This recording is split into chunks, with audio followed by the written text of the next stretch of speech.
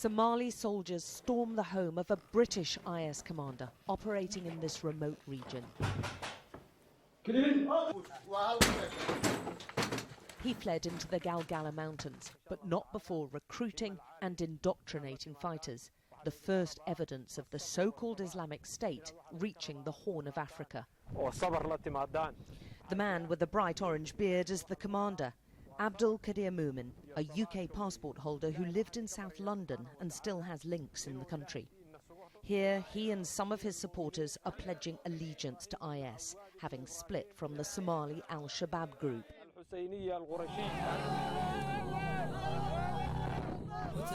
The propaganda film is filled with urgings to their fellow Muslims in the rival group to join them in the much better funded global IS network.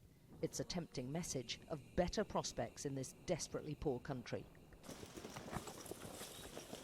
In the village of Galgala, where the IS commander had his base, the Somali military is now in control.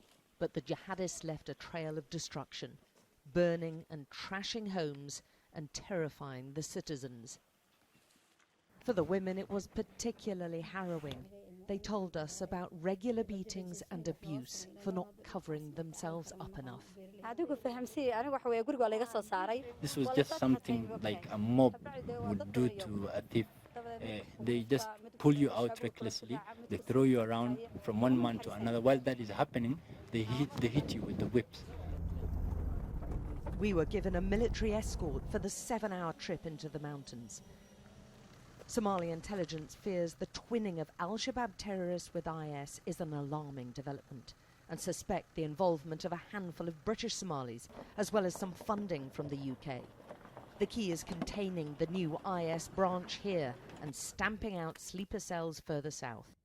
This has got to be one of the most difficult landscapes in the world to secure. Not only is it hugely inhospitable, the soldiers simply aren't here in enough numbers. They don't have good enough equipment, they don't have enough money, and they've got this vast area not only to defend, but to clear out.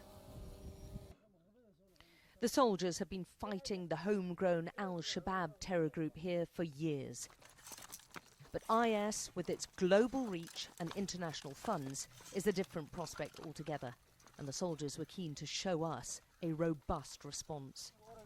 We've been told that they have spotted a group of terrorists and they're planning to take them on. There they go.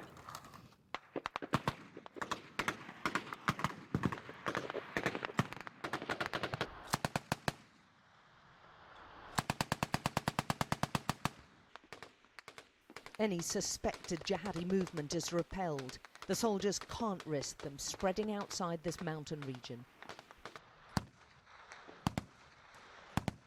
Senior commanders told us the international community ignores at its peril the emergence of IS in Somalia and the autonomous state of Puntland.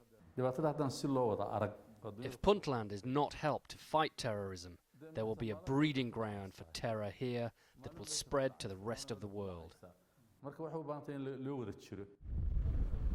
These weapons, draped in the jihadi flags much favoured by IS, were seized during a recent attack from the sea. Many of the fighters were very young, and to the security services, IS and al-shabaab, with their similar ideologies and objectives, are indistinguishable. We're one of the few who've been allowed to talk to the child soldiers captured and now held in prison in the Puntland capital of Garowe. The eldest is 15, the youngest only 10.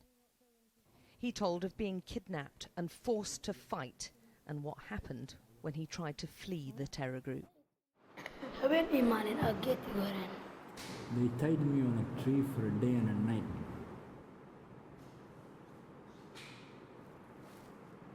And then?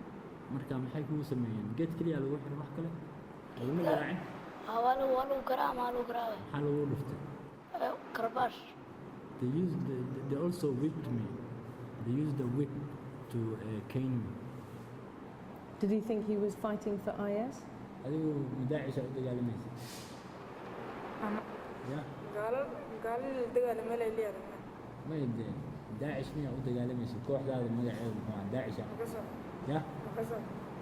know the name. I the group I was fighting for. Did they tell, were the boys told what the purpose of the fighting was? wiilashiina ma la idiin sheegay sababta aad u dagaalamaysaan?